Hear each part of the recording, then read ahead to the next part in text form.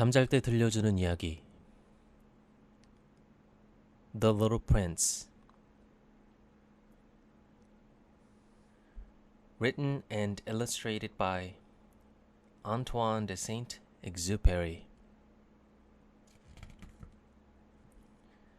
Translated from the French by Richard Howard.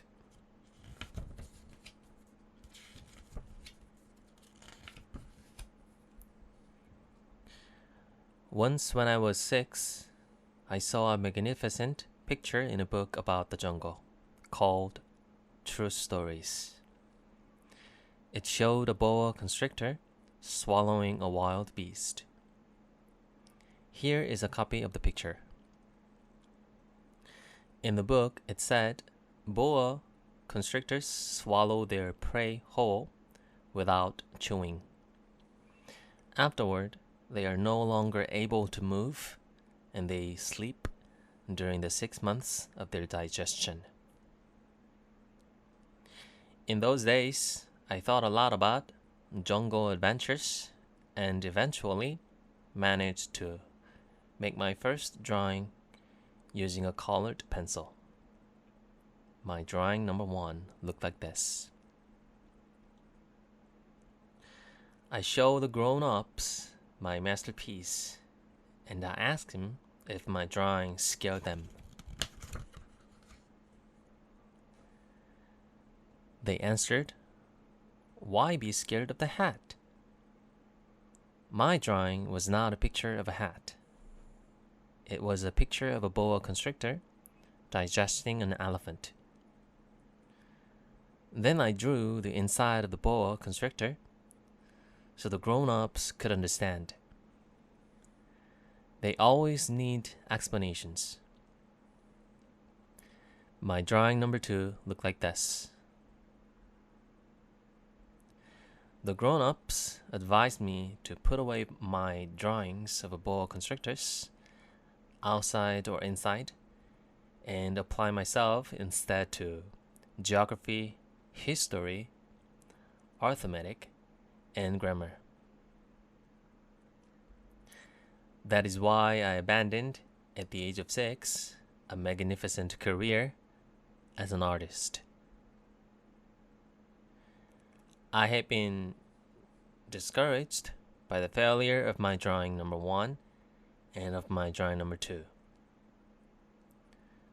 Grown-ups never understand anything by themselves, and it is exhausting for children to have to provide explanations over and over again. So then I had to choose another career, and I learned to pilot airplanes. I have flown almost everywhere in the world, and as a matter of the fact, geography has been a big help to me. I could tell China from Arizona at first glance, which is very useful if you get lost during the night. So I have had, in the course of my life, lots of encounters with lots of serious people. I have spent lots of time with grown-ups. I have seen them at close range, which hasn't much improved my opinion of them. Whenever I encouraged a grown-up who seemed to me at all enlightened, I would experiment on him with my drawing number 1, which I have always kept. I wanted to see if he really understood anything. But he would always answer, "That's a hat." Then I wouldn't talk about boa constrictors or jungles or stars. I would put myself on his level and talk about bridge and golf and politics and neckties. And my grown-up was glad to know such a reasonable person.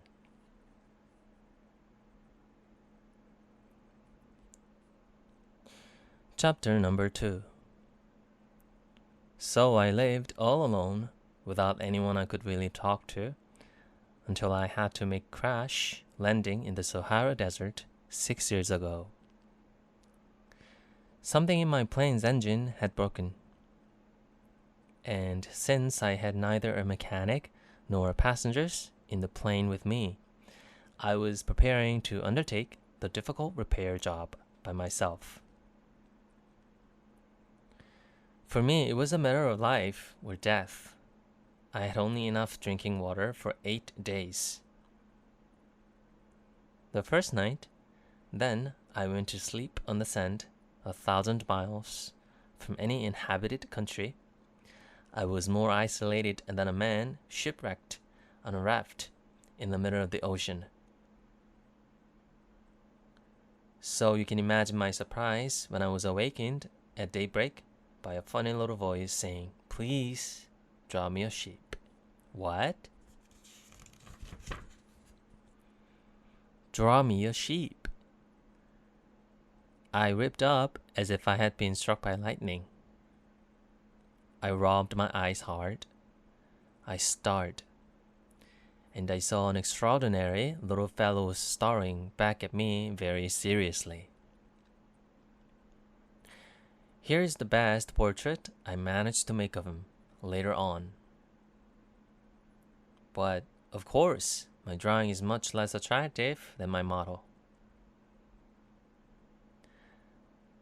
This is not my fault. My career as a painter was discouraged at the age of 6 by the grown-ups, and I had never learned to draw anything except boa constrictors outside and inside. So I stared wide-eyed at his apparition. Don't forget that I was 1,000 miles from any inhabited territory. Yet this little fellow seemed to be neither lost nor dying of exhaustion, hunger, or thirst, nor did he seem scared to death. There was nothing in his appearance that struggled, that suggested a child lost in the middle of the desert 1,000 miles from any inhabited territory. When I finally managed to speak, I asked him, "But what are you doing here?" And then he repeated, very slowly and very seriously, "Please draw me a ship."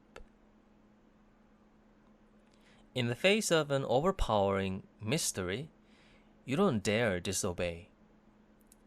Absurd as it seemed, 1,000 miles from all inhabited regions and in danger of death, I took a scrap of paper and a pen out of my pocket. But then I remembered that I had mostly studied geography, history, arithmetic, and grammar. And I told the little fellow that I didn't know how to draw. He replied, "That doesn't matter. Draw me a sheep." Since I had never drawn a sheep, I made him one of the only 2 drawings I knew how to make. The one of the boa constrictor from outside. And I was astounded to hear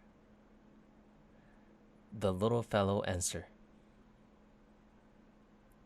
No, I don't want an elephant inside a boa constrictor.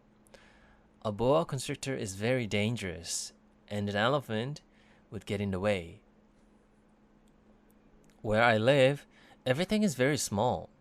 I need a sheep. Draw me a sheep. So then I made a drawing.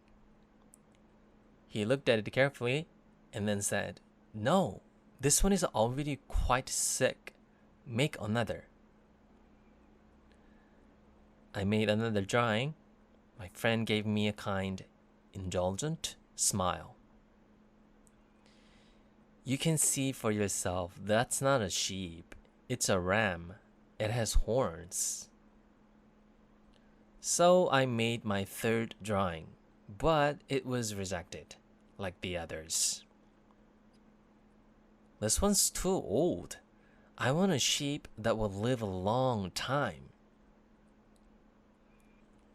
So then, impatiently, since I was in a hurry to start work on my engine, I scribbled this drawing and added, "This is just a create. The sheep you want is inside." But I was amazed to see my young critic's face light up. "That's just the kind I wanted. Do you think the sheep will need a lot of grass?" Huh?